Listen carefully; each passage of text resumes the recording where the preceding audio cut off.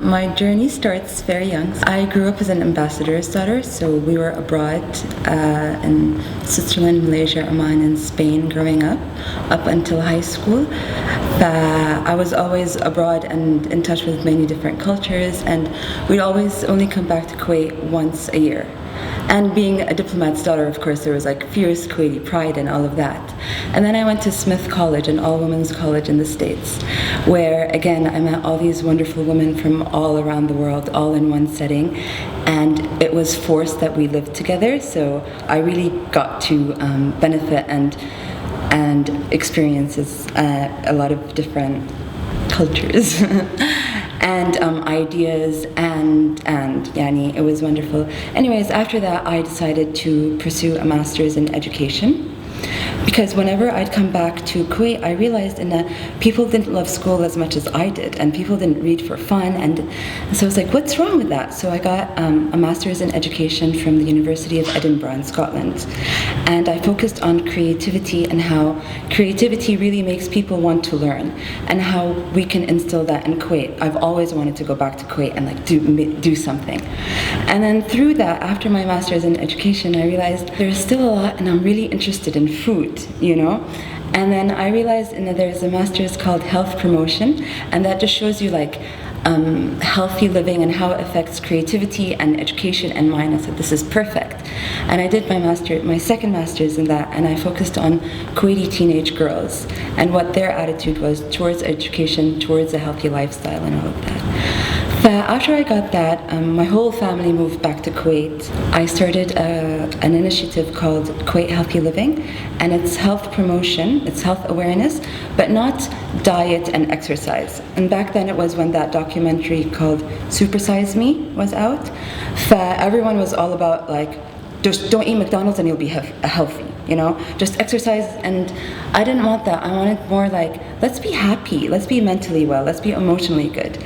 And I tried to go that way, and I started doing workshops around schools, and I focused on public schools and on women.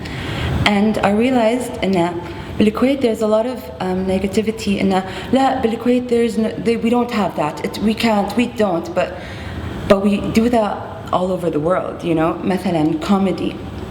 I realized there wasn't comedy in Kuwait, you know, but we all watch stand-up comedy abroad. We bring Americans into Kuwait and we laugh, you know. And I realized a big part of life and learning is not through mantra, but more through like laughing and knowing yourself. So I said, why not combine the two? And I've lived in over 10 countries, and the funniest people are Kuwaitis. So I found some Kuwaiti people that I found were funny, and I said, hey, how about you do stand-up comedy? And they're like, yani shinu, like I stand up on a stage with a microphone and talk? That's it? And I said, yeah, you crack jokes. And that's when it started, and I called it Laugh for Life, because once you start laughing at your own mannerisms, that's when it creates a paradigm shift, and you're like, oh wait, I do that. You know, I line up for pink berry even though I can get frozen yogurt from the gym. Why do I do that, you know? And so I wanted to do it through that route, and I made sure that all the comedy shows were for charity, because also I want to create the culture in that not everything is business, you know. It's about giving back to your society, to your country, and it feels so good to do that, like without any money in return, and I wanted to start that movement.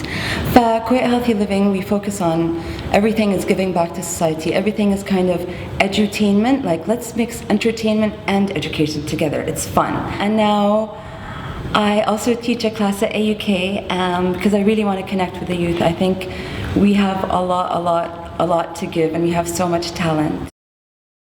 What drives me is that I feel like Kuwait has so much potential, and there is so much creativity and there is so much wonderful people, and especially women, you know, and I see it day by day, and Kuwait's booming, and that really motivates me and makes me really proud to show it off to other women around the world, especially at Smith, and to show them like, hey, we have it all, you know. Maybe our reputation is not as good, maybe the world sees us as a closed country, but it's not. It's just the media hasn't caught up on the other stuff, and I want that to catch on.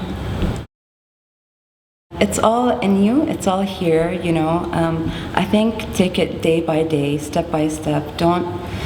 It's all about the journey, you know, enjoy the journey. Some days it's harder than others, and some days you even have to cut up your days into hours and say, hey, let me just go through these 2 hours and then try again, you know.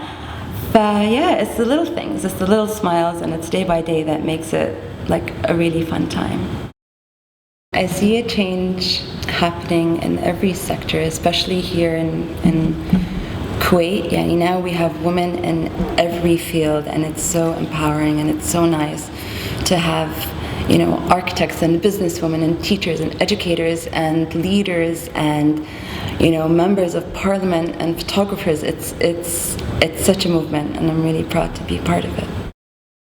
Right now, at this time or age or era, we're at like the most equal we've been. I'm very optimistic about what women have to offer and what we're bringing to the table.